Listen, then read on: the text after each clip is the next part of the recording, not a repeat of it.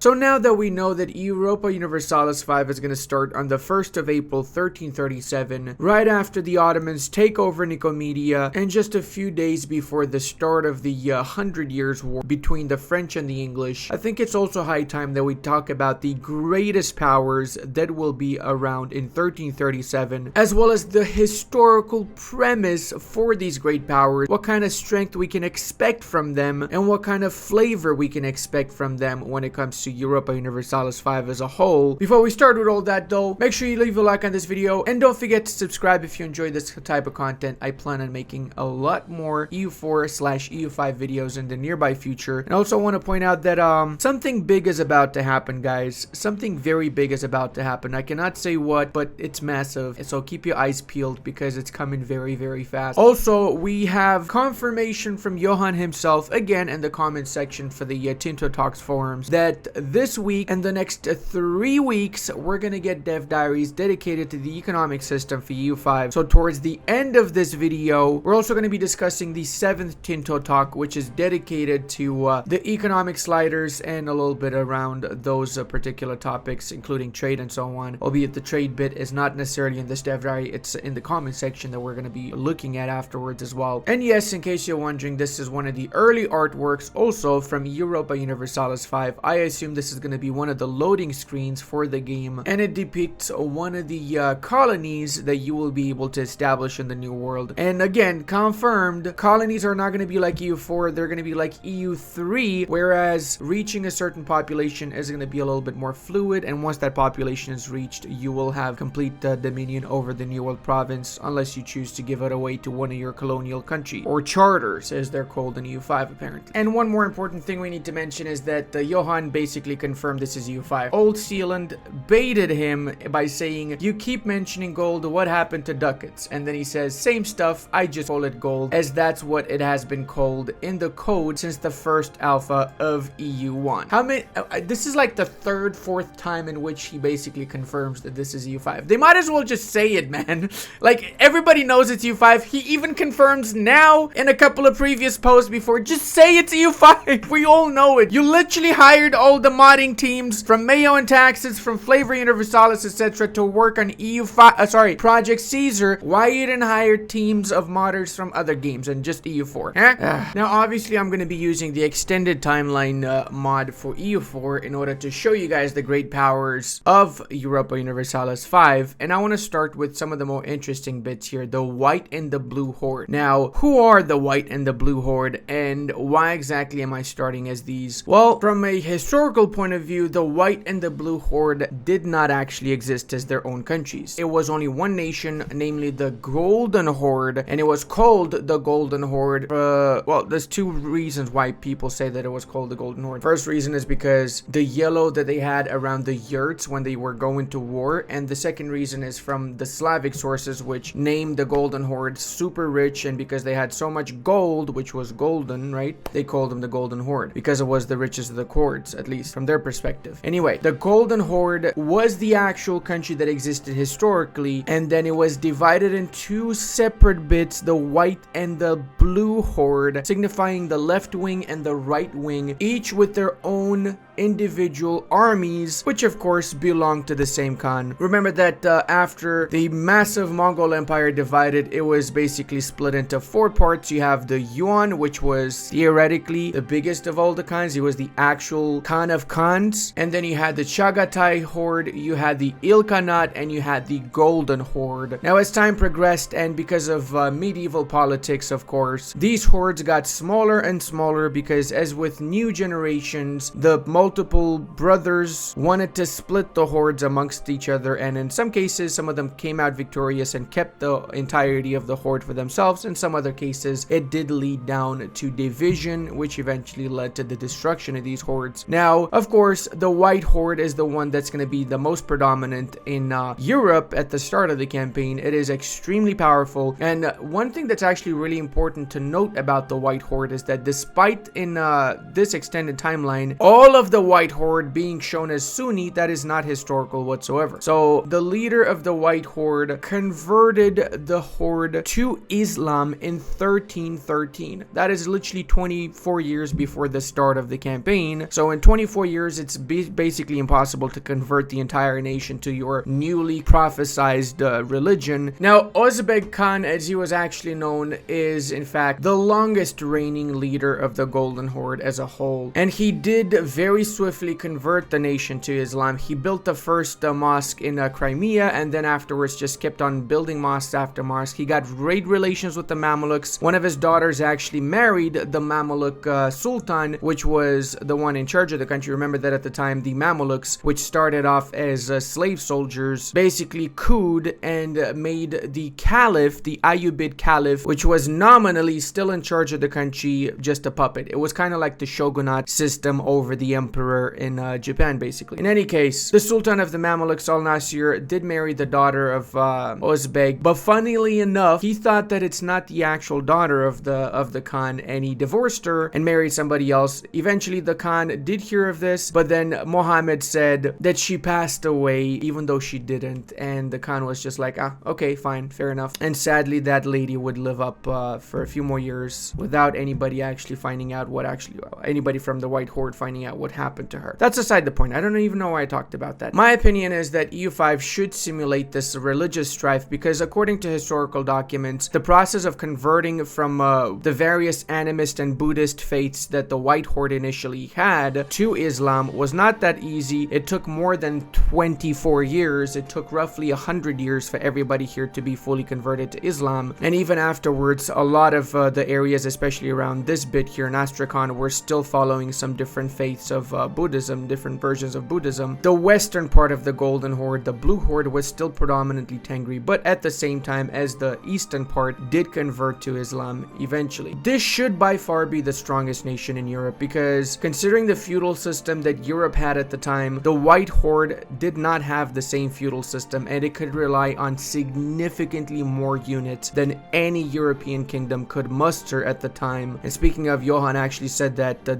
division in EU5 is going to be in the 100. So it's not going to be one unit having 1,000 manpower, it's going to be one unit having 100 manpower. So having 1,000 is a pretty big army overall, which is historical, because in the 1300s, most bigger kingdoms could muster up to 10,000, maybe 15,000 units max. Definitely not more than that, at least if we're talking about Europe, right? That would have been something very different for the hordes, that's for sure. Of course, since we did discuss that the hordes are going to be the strongest, clearly the actual strongest nation would be Yuan. In 1337, the mighty Yuan would be on its last legs. In 1351, the Red Turban Rebellion would start. This is basically the old Song Dynasty loyalists that decided to fight against a very weakened Yuan. By 1337 and afterwards, the Yuan were pretty much separated from their Mongolian roots. The Western Mongol hordes would not necessarily pay the Khan of Khans the tribute or the respect that they deserve, or that at least they thought they deserved. That led to a division, the western or the northwestern parts of their empire being completely different from the Chinese parts of the empire. Not only that, but the later Yuan emperors were pretty much just figureheads, rebellions and famine having plagued the entirety of the Chinese areas. Yuan's army was absolutely dwindling, small, weak, unable to cope with the multiple rebellions, with the natural disasters that were occurring around Yuan. So I do expect the famine mechanics, which we already know will be a part of EU5, to affect Yuan massively, and that hopefully will trigger the events that lead to the Song loyalists to eventually establish a brand new dynasty, which we all know came to be the Ming dynasty that we start off with in China in EU4. Another similar situation we have in the Delhi Sultanate. Now, Delhi in 1337 is actually starting to lose territory, and it's starting to lose territory fast. After 1335 is the period in which the Delhi Sultanate starts going down rapidly. Now, the Delhi Sultanate actually has one of the more interesting histories, in my opinion. It was established by a Turkic Kuman Kipchak slave soldier. I think his name was Aybak or Aybek, something of the sort. So technically, this was known as the Mamluk dynasty, because slave soldiers of Turkic origin were Mamluks in essence, right? I guess you could say that this is the second Mamluk nation we have on the map, right? Kind of, not really, but kind of. That happened in 1206, so that's a few hundred years prior to our start date. The current dynasty would be the Tuglugid dynasty, which is also a Turkic dynasty actually, and at the the start of the campaign, the Madurai were one of the nations that basically rebelled against the Delhi alongside everybody else in the south, and the Bahmanis would also be a separate rebellion that would trigger off of Delhi. So I'm assuming that in our EU5 start date, there's going to be events that will break away massive chunks of Delhi from Delhi, which did normally happen, or maybe there's going to be some modifiers that will encourage civil wars, rebellion, something of the sorts. Because if that doesn't happen, then Delhi is going to be definitely insanely overpowered when it comes to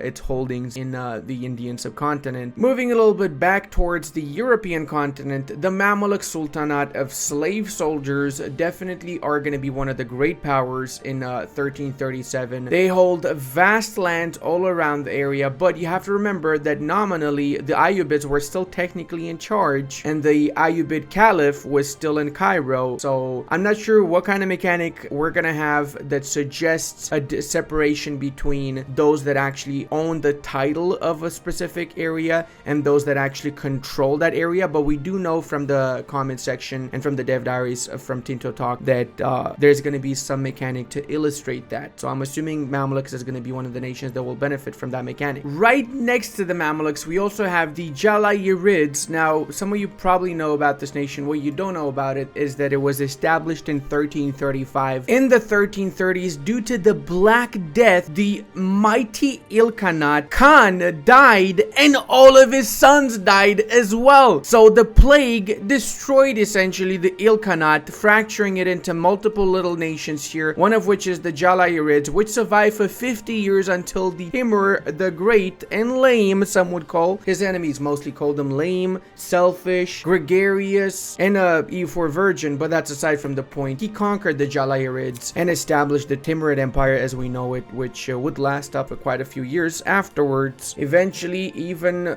being the only empire to have crushed the Ottomans in its initial phase of expansion and taking one of the Ottoman sultans as their little schnappeldoop. You know what they did, didn't you? You definitely know what they did. Now that we discussed the Eastern and Asian bits, let's talk about the great powers in Europe, starting with the Castilians. The Castilians, Aragonese, and the Portuguese are basically going to be the same like they are in 1444. There's not going to be much of a change. There's going to be some internal struggles for Castile, but that's pretty much going to be it. And the Kingdom of Majorca is going to be a separate kingdom. It's not going to be fully conquered by the Aragonese just yet. Same thing goes for Sicily. It will be not so much in the hands of the Aragonese crown for the time being. However, even though it's an independent kingdom, the Kingdom of Sicily still has an Aragonese on the throne. That's right, the Kingdom of Sicily is basically ruled by a cadet branch of the House of Aragon. Speaking of, the House of Aragon is also in charge of Aragon. There is no Trastamaras in 1337, far from it. However, there is one kingdom in this area, and by kingdom I actually mean the Sultanate of the Marinids, that does have significant power. In 1337, the leader of the Marinids, Abu al-Hassan Marinid, would be one of the most influential and powerful individuals in the world, with his own personal army having around 10,000 units, and the entire army, when they would muster the levies, being around 50 to 60,000 strong, one of the strongest Muslim armies of this particular time period. Now, the Marinids originally were Berbers. They came out of the deserts and conquered over the Arabs, and that's why you have significant Arab rebellions in the Tunisian parts in the 1330s and 1340s, 50s. The Marinids were very short-lived and basically were wiped out from history by infighting and just Arab rebellions in the region. Actually curious if this mod actually shows them. No, it doesn't. So this mod says that he was Moroccan. He was not. He was in fact a Zenati Berber. Yes, there you go. We have Zenati. Why does it not show a Zenati then? He was Zenati actually. The Marinids in EU5 should play a significant role and should be one of the more powerful nations by far. Now going back into proper Europe, we need to talk about the elephant in the room, which is France and England. Now clearly the French and the English were the strongest European nations by far in 1337, and they should be depicted as such. There were two active conflicts, obviously the war between the English and the French. In 1337, the English only having Gascony left, but as the war progressed, the English made massive leeway, and in fact the English owned more than half of France at one point in the war, before eventually obviously losing everything in the mainland of Europe. Another conflict at the time was the Britannian succession crisis, which actually lasts for a very long time. Now, I'm not sure how Johann plans on depicting this war or how exactly he plans to show the strength of the French and the English. They did have significant troops. I don't know an exact number, but suffice to say that around 1337, considering the sizes of certain battles, certain losses during those battles, I would say it would be 30,000-40,000 strong on each side as a minimum, with the French definitely having more than the English. But here's the kicker. In the 1340s and 50s, something big happened in this region that completely decimated it: the Black Plague. The Black Plague killed a lot of people, and unfortunately for the French, it killed way more French people than it killed English. The English lost around 30 to 35% of their population. However, the French lost around 50 to 60% of the population. That is mind-blowing to even think about. Imagine 1 in 2 people dying off in France in today's age. That would be insane to just even imagine. The population loss was so massive for the French, it completely decimated their administration, it completely decimated their armies, their way of life. It caused famines that would even increase the death toll afterwards. It destroyed industries as a whole. The English were a little bit luckier, obviously, because they're a little bit more isolated, and this is just my theory, but you know, considering they were not the cleanliest of people, at least according to historical records, they probably had enough bacteria experience and some sort of immunity to the Black Death. I'm just assuming. I'm not saying all English people live in a swamp. I'm not saying that, okay? It's not what I'm saying here. But maybe like half of them did back in these periods. I don't know. Just an idea. In the northern parts of Europe, clearly the strongest would be the Teutonic Order. Now, at the start date, you would have a bit of a war between the Teutons and the Poles. The history of the Teutonic Order, to sum it up, essentially, they were Germanic soldiers, or predominantly Germanic soldiers, because you also had knights from France and England that came in droves to join the Teutonic Order on their crusades against the pagan Lithuanians, with majority of the proper Lithuanian parts still not being Christian and being Romuvan at the start of the campaign in 1337. That being said, the Teutonic Order was extremely powerful in the 1300s compared to how it was 100 years later, and would win massive engagements against all of its neighbors. It was known for taking lands such as the Pomeranian lands that included Danzig from the Poles, such as the Kelmo, or whatever you call them lands, this bit here. The Poles didn't really like that, which is why they eventually teamed up with the Lithuanians against the Teutons just a few decades later down the line. In 1337, Poland and the Teutons should start at war, the war eventually being finalized with the Treaty of Calais in 1343, in which the Teutons were given officially the Danzig areas and the Pomeranian bits. So in my eyes, the Teutons won that war. The Teutons relied on heavy infantry and heavy knights, and they had significantly more expertise and significantly stronger, more zealot units than the Polish crown had at the time. So it wasn't that much of a challenge. The Teutons, as they progressed, and after the Christianization of the Lithuanian bits, started to weigh down, and due to no crusades in the east anymore, less and less knights and professional soldiers from Western Europe arrived in the Teutonic lands, and as such, they became more of a regular country than an actual militarized society and militarized nation as they are in 1337. The Serbians in 1337 also were pretty powerful. They managed to defeat the Byzantines and even managed to get massive swathes of lands from the Byzantines. This would be the first Serbian empire, and the last Serbian empire too, that lived for just a few years, but still not the strongest nation. But I just want to mention it because, you know, it's a highlight in my Serbian bros history. Might as well mention it, right? However, one nation that I think we all can agree is going to be one of the strongest nations in 1337 is the Ottomans. Now, you might be wondering, Ludi, what the hell are you smoking? They only have 3 or 4 provinces here, and technically this bit here, the bigger part, is not going to be theirs. We already saw the map, and it's going to be separated from the Ottomans. This is actually what the Ottomans are going to look like, with the Karasids owning the western parts and the Byzantines still holding on to parts of Nicomedia there, aside from having lost the city itself, however. Now, why am I saying that the Ottomans are going to be one of the strongest nations in 1337? Well, despite being very small, the Ottomans did, within this initial time frame of 1337 to 1444, that's basically 100 years, they went from some few small provinces to owning pretty much the entirety of Anatolia and the Balkans. Why is that? Well, it pretty much started in the 1330s, if you ask me. You need to remember that the Ottoman Empire was established established with the first bey, because it was a beylik in 1337. It was established in 1299 as a beylik, and within just 40 years, it went from just a couple of mercenary companies to having its own land, and then again, within just 30 more years, it established itself as the dominant beylik within the Anatolian bits, conquering vast swathes of lands in Anatolia. And after the unfortunate earthquake in Gallipoli, which weakened the defenses and the walls of Gallipoli, the Ottomans took charge of that and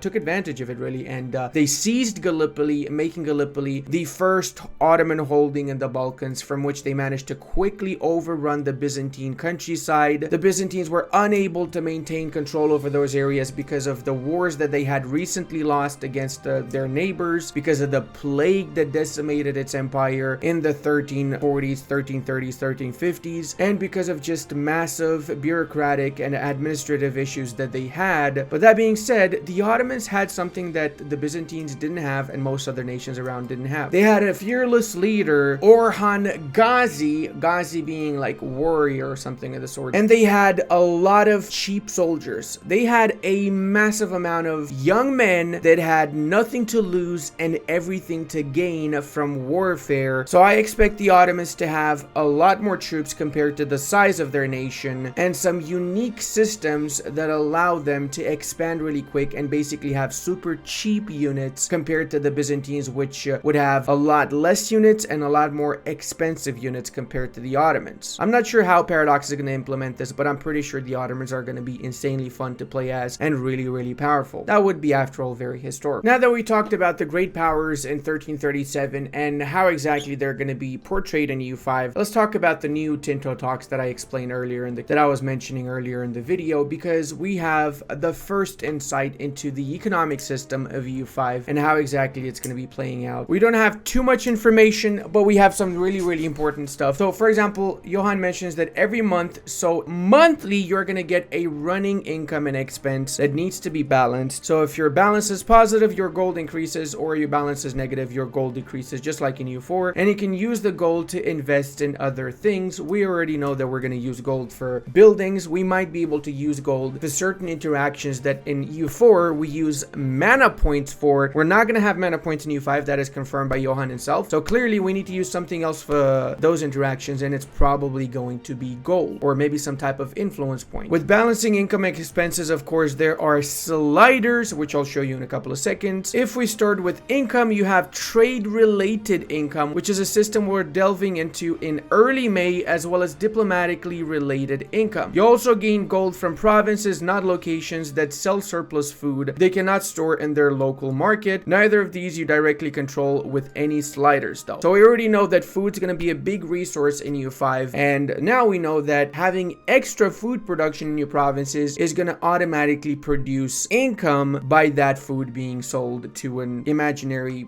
buyer. I don't know who it's going to be sold to yet. I don't know. The bulk of most countries' income will come from taxes, and taxes in Project Caesar are really different than before. First of all, every estate has a possible tax, a concept we'll delve into next week. This can attempt tax from them, but every estate has a maximum tax you can take from them, which depends on your laws and their privileges and how much power they have in your country. The higher the tax you take from them, the lower their satisfaction equilibrium becomes. So example of tax affecting things including the Catholic religion, which limits the taxes on clergy, and the auxilium et concilium estate privilege for nobles, which reduces the tax they pay. What does this even mean? So essentially, to make it really blunt, certain estates will not be taxed, or in order to tax certain estates, you're going to need to go through some hoops. Giving certain privileges out to certain estates lowers the amount of taxes you can take from them. And we can see in the first slider here, we got a minting income, which essentially is just minting money, which is going to give you inflation. And inflation, if you do mint, is going to give some issues. Obviously, if you don't mint, like in the slider, nothing is being minted. You lose inflation by comparison. This is basically the same way that it was in EU3. The sliders for income is basically identical right now. Nobility tax, obviously clergy tax, commoner, and burgher tax is different. That was not in EU3, but it's the same system. So this shows how much you can tax your nobility, your burghers, commoners, and clergy. You can see here that the clergy in this particular instance is not taxable. You cannot increase the plus button at all, and the tax, of course, affects the loyalty of these particular estates. You can tell, or I'm assuming that the loyalty which is shown here affects the amount that you get from the estates better yet. So if you have higher loyalty, you probably get more money from these estates than you would otherwise be getting. We also have interest, trade income, diplomacy, selling food, mercenary income, and others. So we realize quickly that mercenary income is very juicy. Mercenary income. So that means money that you get from mercenaries. That means you can probably give other nations your soldiers as mercenaries. Essentially, the condottieri system from EU4 is going to be available in EU5. We also have loans. We also have bankruptcy. Johan mentions that there is bankruptcy in the comment section. Trade income, diplomacy, probably like war reparations or something of the sorts, and other income, which I'm not so sure what it means right now. Plus, we have a little bit of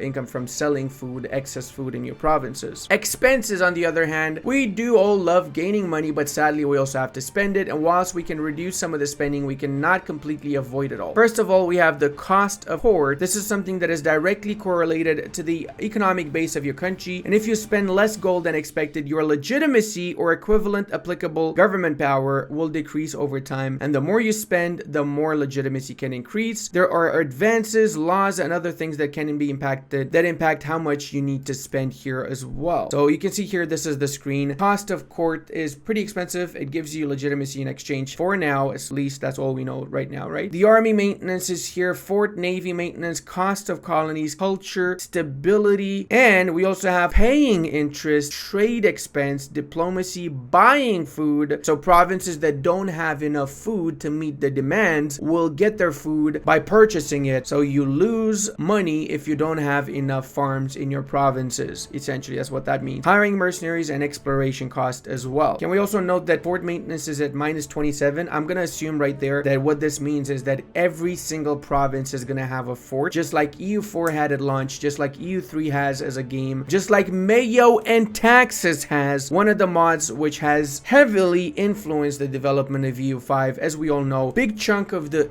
Mayo and Taxes development team, the modding team, is directly working on making Project Caesar, and we've already seen a lot of things that are available in the Mayo and Taxes mod implemented in EU5, at least what we can tell from the dev diary. Also to be noted, we also have a prestige system here and a stability system. You can use money to get more prestige via spending on your culture, and you can use money to get more stability. Johan mentions below that stability is going to be ranging from minus 100 to plus 100, and by default it's going to try its best to reach 0, whether it's at minus or a plus. So you need to spend money to make sure it goes above 0 as a default. If you reduce the cost for your standing army and navy, it's going to reduce their fighting capability. Fort maintenance is another common economic expense. If you don't pay garrisons, they don't stick around. So not paying for your forts means you don't have any defenders in those forts. Culture, completely new concept, will be available in the Age of Renaissance, where you can invest money too, whilst also impacting prestige. So Age of Renaissance is going to be the second age of EU5, as we realize. The first age, I'm not sure what it's going to be called yet. Probably Age of Feudalism or Feudal Age or something of the sort. Johan also mentions, and I'm going to show you guys the dev-only responses because I think it's time we show that. Johan mentions that there's not going to be the same age system that we have in EU4, but something similar, essentially. He also introduces colonial charters, which is something you'll be able to spend right here. Costs of colonies. They're going to talk about this later this year. And also mentions that there are two markets. Unwittingly mentions that there's a local market and there's a global market. So he says one important thing to mention is that provinces that lack food will try to buy it from the local market. So that means food that's produced within your own country initially, or within your own trade region, whatever that might be, right? Trade market region, customs union, who's to say? In one of the previous dev diaries, he also alludes to a little bit on how the trade system works and how armies and navies will be able to properly blockade trade. So if trade is going to be a fluid thing on the map, you'll be able to divert it, block it, improve it, and so on directly with your units on the map, which I find really, really interesting. And here, as I said before, he mentions 3 more weeks are going to be pure economic development diaries, and he just told us a dev diary, not a Tinto talk. Need I really say more, man? Somebody asks, will tax be more valuable than it is in EU4 compared to production and trade combination? And he says that it will be explained in next week's dev diary. However, it depends a lot on what you play. So that means that if you're playing as a trade republic, you're probably going to rely on trade more. If you're playing as an empire, more tax. And if you're playing as a country that has a lot of specific goods that it produces, probably more production income. Who's to say? Really curious to see next week's dev diary to see what he means by this. Also mentioned the taxation will be able to be set via percentages. So you can has even said 0.1% extra increase in tax or lower it if you like to. Mentions how the mercenaries are getting a rework and that they are not the same like in EU4 by saying, hell yes, they're not like the mercenaries in EU4. And taxation affects the estate's satisfaction equilibrium rather than their loyalty and power. Again, pretty much says that this is EU5 by mentioning that ever since EU1, I called it gold, but it's ducats. So also confirms that standing armies are in the hundreds rather than the thousands, and mentions how Mr. Q was the first to notice. That is true. He mentions here our brave army of 200 footmen is enough. So clearly 200 footmen is the equivalent of 2 units, so that means 1 unit's gonna have 100 soldiers per unit. Next 3 weeks are dedicated to the economic system. Confirms that there's gonna be a loan system, and if you cannot take any more loans, you go bankrupt, identical to how it works in EU4 right now. The state's not gonna pay for levies unless you count lots of pops not contributing to the economy anymore. So levies are not state owned, so your army maintenance is only for the actual standing army. The levies are going to be conscripts that you recruit without paying them. Very, very interesting. That actually gives me a bit more of an insight into how the army is going to work now. It's essentially very similar to the CK3 system as it stands. It says no monuments. Okay, so we're not going to get monuments in EU5 at launch, at least. We're going to get that as a DLC, eh? We're still going to get that as a DLC, aren't we? Okay, this is something that's really, really interesting. So somebody asks about the food being brought from who and so on, right? And he says from and to the market. If there is no food in the market, they cannot buy. If you cannot trace a safe path to the market center, there is no food transaction. So that essentially means, like I said in previous dev diary, that you need to be able to have a direct route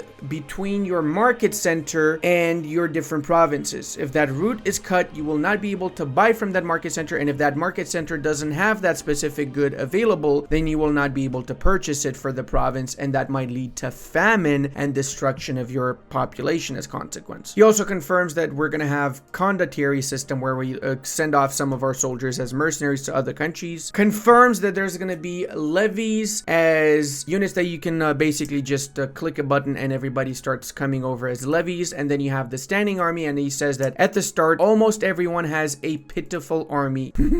Comets are going to give -10 stability, so we can already expect comets to be a thing. Freaking hell, man. Is buying more expensive per unit than selling? Yes, and buying income is reduced by lack of control. Okay, so buying from an area that you have less control is going to be a problem, or for an area that you have less control in. Now here's where it gets interesting. So SK asks, is there a reason why selling food has been chosen as a specific provincial source of income and not selling goods in general? And he says because food is another thing. This makes me think that we likely will have stuff like iron, copper, wood, etc. that we'll be purchasing from the market and using for different things in our country. That would be freaking insane. I would genuinely love to see that as a thing. Flags are also going to be dynamic as they are in CK3 and Victoria 3. So depending on what kind of a kingdom you are, if you're a republic, what kind of government system you have, the flag will be able to change. That's pretty cool to see as well. So we might be able to see a proper Roman flag, and then as you progress and you do stuff with your nation, you change the Roman flag to something else. Very interesting questions answered here. Can you ruin the game by loss of population? Yes, you can ruin your games by losing your population. The population is going to be the most important thing in your EU5 games. And is there any benefit to having a wealthy estate? And he says yes. I do have to say that was a lot of fun to go through all of